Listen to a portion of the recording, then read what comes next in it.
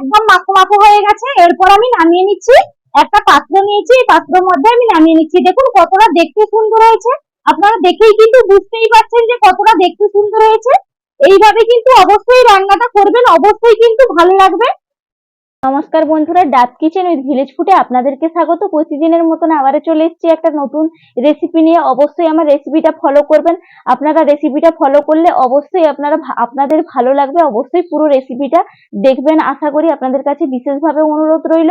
আর অবশ্যই চ্যানেলটা সাবস্ক্রাইব করবেন, লাইক করবেন, শেয়ার করবেন, কমেন্ট করবেন, আপনাদের কাছে বিশেষভাবে অনুরোধ রইল। আর আজকে কি রেসিপি রান্না করব? আপনারা তো অনেক রকমের ঝিঙে আলু পোস্ত খেয়েছেন, তারপর আলু পোস্তও খেয়েছেন চিংড়ি মাছ দিয়ে। আজকে একটা ভিন্ন স্বাদের অবশ্যই রান্না করে আপনাদেরকে দেখাবো। দেখুন এই যে নিয়েছি শশা, নিয়েছি আজকে শশা আর আলু চিংড়ি মাছ দিয়ে আজকে পোস্ত দিয়ে রান্না করব। এই যে শশাটা নিয়েছি, একদম কিন্তু নরমও না আবার একদম বেশি বুড়ো হয়ে যায়নি, এটা একটু লাল লাল হয়েছে, এরকম ভাবে শশাগুলো কিন্তু নিয়ে নেবেন। এই শশা দিয়ে আজকে কিন্তু রান্না করব, অসম্ভব একটা সুন্দর রেসিপি হয়। একদম সিম্পল মশলা পাতি দিয়ে আজকে রান্না করব, অবশ্যই ভালো লাগবে আর খেতে তো অসাধারণ লাগে। আপনারা একবার অবশ্যই বাড়িতে ট্রাই করবেন, তারপরে কমেন্ট করে জানাবেন যে কেমন হয়েছে। এরপর আমি শশাটা ভালো করে ছাড়িয়ে নেব, কেটে নেব। জলের মধ্যে একটা জাম বাটির মধ্যে জল নিয়েছি, ভালো করে ধুয়ে নেব প্রথমে। দেখুন ভালো করে আমি শশাগুলো কিন্তু ধুয়ে দেবো, কারণ বাজার থেকে নিয়ে আসা হয় প্রত্যেকটা জিনিস কিন্তু ভালো করে ধুয়ে নেওয়া উচিত। কারণ কতজনের হাত লাগছে, তারপর কতজন কোথা থেকে আসছে তো আমরা জানি না। এই জন্য প্রত্যেকটা জিনিস কিন্তু, প্রত্যেকটা সবজি কিন্তু ভালো করে ধুয়ে নেওয়া উচিত। আর বটিটাও ভালো করে কিন্তু ধুয়ে নেব, তারপর আমি কেটে নেব। শশাটা আমি এইভাবে ছাড়িয়ে নেব।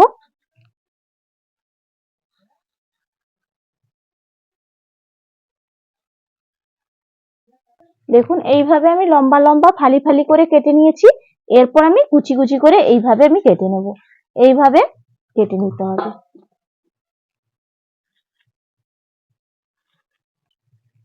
দেখুন আমি শশাটা কিন্তু কেটে নিলাম। এরপর আমি আলুটাও একইভাবে ভালো করে ধুয়ে নেব, আলুটাও একইভাবে আমি কেটে নেব। আলুটা আমি ছাড়িয়ে নিয়েছি, একইভাবে কিন্তু আমি কেটে নেব। দেখুন এইভাবে কিন্তু আলুটাও আমি কেটে নিয়েছি। আলু আর শশাটা আমি কেটে নিয়েছি। এরপর আমি গ্যাসটা ধরিয়ে নেব। কড়াইটা বসিয়ে দিয়েছি। এরপর কড়াইয়ে দিয়ে দিচ্ছি সর্ষের তেল। আজকে পুরো রান্নাটা কিন্তু সর্ষের তেলেই করব, মাছটাও কিন্তু সর্ষের তেলেই ভেজে নেব। দিয়ে দিলাম সর্ষের তেল। এরপর তেলটা একটু গরম হয়ে যাক, তারপর আমি মাছটা ভেজে নেব। দেখুন তেলটা গরম হতে হতে এখানে আমি মাছের মধ্যে পরিমাণ অনুযায়ী দিয়ে দিচ্ছি লবণ, আর দিয়ে দেব পরিমাণ অনুযায়ী হলুদের গুঁড়ি। এরপর মাখিয়ে নেব মাছটা। লবণ হলুদটা মাখিয়ে নিয়েছি। কড়াইতে তেলটাও গরম হয়ে গেছে, আমি চিংড়ি মাছগুলো দিয়ে দিচ্ছি। দেখুন চিংড়ি মাছগুলো আমি ভেজে নিয়েছি। এরপর আমি একটা প্লেটের মধ্যে তুলে নিচ্ছি। চিংড়ি মাছ ভাজাগুলো আমি তুলে নিয়েছি। এরপর কড়াইতে আবারও দিয়ে দিচ্ছি পরিমাণ অনুযায়ী সর্ষের তেল। আজকে পুরো রান্নাটা কিন্তু সর্ষের তেলেই করব। তেলটা গরম হয়ে গেছে। এরপরে আমি একটা তেজপাতা নিয়েছি, তেজপাতাটা আমি মাঝখান দিয়ে কেটে নিয়েছি, দিয়ে দিলাম তেলের মধ্যে। একটু নাড়িয়ে দেব। তেজপাতাটা আমি নাড়িয়ে নিয়েছি। এরপর আমি দিয়ে দেব পেঁয়াজ কুচি। দিয়ে দিলাম পেঁয়াজ কুচি, দিয়ে দেব কাঁচা লঙ্কাগুলো মাঝখান দিয়ে কেটে নিয়েছি, দিয়ে দিচ্ছি কাঁচা লঙ্কা। এরপর একটু ভালো করে নাড়িয়ে নিব। দেখুন পেঁয়াজ আর লঙ্কাটা কিন্তু একটু ভাজা ভাজা করে নিয়েছি। এরপর আমি দিয়ে দেব আদা বাটা। দিয়ে দিলাম পরিমাণ অনুযায়ী আদা বাটা। আদা বাটাটাও একটু ভাজা ভাজা করে নেব। দেখুন ভালো করে আদাটাও আমি ভেজে নিয়েছি। এরপর যে আলু আর শশাটা কেটে রেখেছিলাম আমি দিয়ে দিচ্ছি, কড়াইতে দিয়ে দিলাম। এরপর একটু নাড়িয়ে চাড়িয়ে নেব।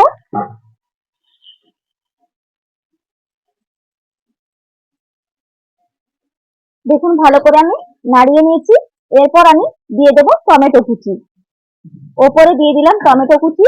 এরপর দিয়ে দেব পরিমাণ অনুযায়ী লবণ, দিয়ে দেব পরিমাণ অনুযায়ী হলুদের গুঁড়ি। এরপর আবারও আমি ভালো করে নাড়িয়ে নেব।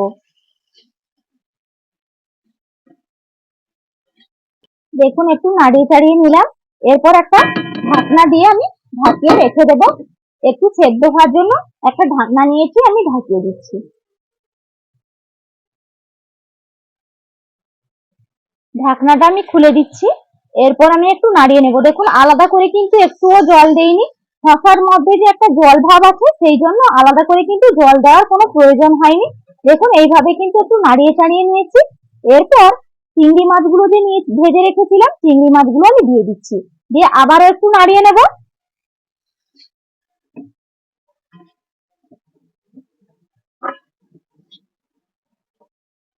দেখুন আমি ভালো করে কিন্তু চিংড়ি মাছের সঙ্গে একটু নাড়াচাড়া করে নিয়েছি। এরপর আমি দিয়ে দেব পরিমাণ অনুযায়ী জিরে গুঁড়ো। দিয়ে দিচ্ছি জিরে গুঁড়ো। এরপর আমি আবারও একটু নাড়িয়ে নেব। দেখুন জিরে গুঁড়োটা দিয়ে কিন্তু আবারও একটু নাড়িয়ে নিয়েছি। আবারও কিছুক্ষণের জন্য আমি ঢাকনা দিয়ে রেখে দেব, কারণ এখানে জল দেওয়ার কিন্তু প্রয়োজন নেই। শসা থেকে কিন্তু জল বেরাবে, শসায় তো অনেকটা পরিমাণে জল থাকে। দেখুন আমি ঢাকা চাপা দিয়ে দিয়েছি। শসা কাটলে তো একটা জল বেরায়, এই জন্য আলাদা করে কিন্তু জল দেওয়ার দরকার নেই। সেই জলে কিন্তু হয়ে যাবে একদম ভাপানো। এরকম হতে থাক।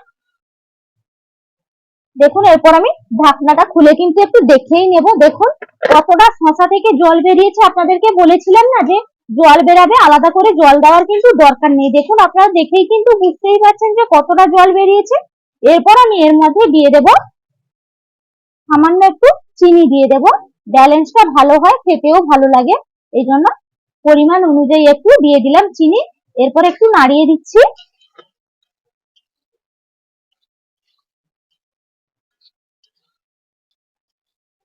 দেখুন ভালো করে কিন্তু মিশিয়ে নিয়েছি চিনিটা।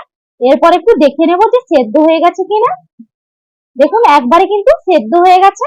এই মুহূর্তে আমি দিয়ে দেব পোস্ত বাটা। দেখুন পোস্ত বাটাটা আমি পরিমাণ অনুযায়ী নিয়েছি। একটু পোস্ত বাটাটা কিন্তু বেশি দিলে কিন্তু খেতেই ভালো লাগে। পোস্ত বাটাটা এরপর আমি দিয়ে দিচ্ছি। পোস্ত বাটাটা কিন্তু বেশিক্ষণ কিন্তু আমি কষাবো না। একটু সামান্য একটু নাড়িয়ে কিন্তু আমি নামিয়ে নেব, কারণ বেশিক্ষণ কষালে কিন্তু পোস্তর একটা টেস্ট থাকে না। এই জন্য সামান্য একটু নাড়াচাড়া করে কিন্তু আমি নামিয়ে নেব। দেখুন আমি পোস্তটা নাড়িয়ে নিয়েছি, একবারে সামান্য করে কিন্তু নাড়িয়েছি। এরপর আমি দিয়ে দেব পরিমাণ অনুযায়ী সামান্য একটু জল দিয়ে দেবো, বেশি কিন্তু দেব না, সামান্য, কারণ অলরেডি সেদ্ধ হয়ে গেছে। আর দেওয়ার কিন্তু বেশি জল দরকার নেই। একটু মাখো মাখো হলেই কিন্তু আমি নামিয়ে নেব। একটু নাড়িয়ে চাড়িয়ে দিলাম জল দিয়ে। এরপর মাখো মাখো হয়ে গেলে আমি নামিয়ে নেব। এখন একদম মাখো মাখো হয়ে গেছে। এরপর আমি নামিয়ে নিচ্ছি। একটা পাত্র নিয়েছি, এই পাত্রের মধ্যে আমি নামিয়ে নিচ্ছি। দেখুন কতটা দেখতে সুন্দর হয়েছে। আপনারা দেখেই কিন্তু বুঝতেই পারছেন যে কতটা দেখতে সুন্দর হয়েছে। এইভাবে কিন্তু অবশ্যই রান্নাটা করবেন, অবশ্যই কিন্তু ভালো লাগবে, খেতে দারুণ অসাধারণ লাগবে। আমি পুরো রান্নাটা নামিয়ে নিচ্ছি। দেখুন নিয়েছি, রান্নাটা একদম রেডি হয়ে গেছে। এরপর আমি খাওয়ার জায়গায় চলে যাব। এই যে দেখুন খেতে বসে পড়েছি। সঙ্গে নিয়ে নিচ্ছি ভাত আর শসা, চিংড়ি মাছ, আলু পোস্ত দিয়ে যে রান্নাটা করেছি অসাধারণ একটা হয়েছে, আর গন্ধটাও দারুণ উঠছে। এরপর ভাতটা নিয়ে নেব।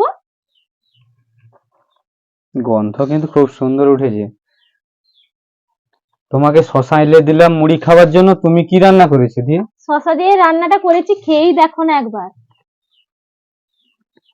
দেখা যাক পুরো নতুন একদম নতুন একটা ইউনিক রেসিপি। চেটে পুটে খাবে দেখো। মুড়ি খাওয়ার জন্য শশা এনেছি, শশা দিয়ে কি রান্না করেছে দেখো।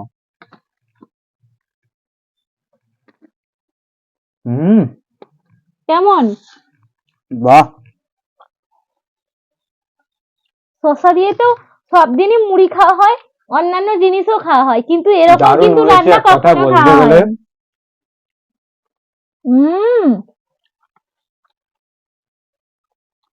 অসম্ভব সুন্দর। বাড়িতে অবশ্যই বানিয়ে একবার দেখবেন, অবশ্যই সুন্দর লাগবে। অসাধারণ হয়েছে কিন্তু। শসা দিয়ে করা হয়েছে কিন্তু বুঝাই যাচ্ছে না। না, পুরো আর শসাটাও একদম সেদ্ধ হয়ে গেছে। দেখুন কতটা সুন্দর হয়েছে, ভালোই হয়েছে পুরো। এইভাবে অবশ্যই রান্না করবেন, অসাধারণ লাগবে খেতে। পুরো ভিডিও না দেখলে প্রসেসটা তো না দেখতে পাবেন না। আপনারা যদি পুরো ভিডিওটা না দেখেন তাহলে প্রসেসটা কিন্তু আপনারা ফলো করতে পারবেন না। অবশ্যই পুরো ভিডিওটা দেখবেন। আশা করি পুরো প্রসেসটা এইভাবে কিন্তু রান্না করে দেবেন। একদম সামান্য কম মশলায় অসাধারণ ভাবে একটা রান্না করে দেওয়া যাবে। অবশ্যই সবাইকে চমকে দেওয়া যাবে, বাড়িতে সবাই একদম চমকে যাবে আর খুশিও হয়ে যাবে। আর আপনারা সবাই সুস্থ থাকবেন, ভালো থাকবেন, টাটা।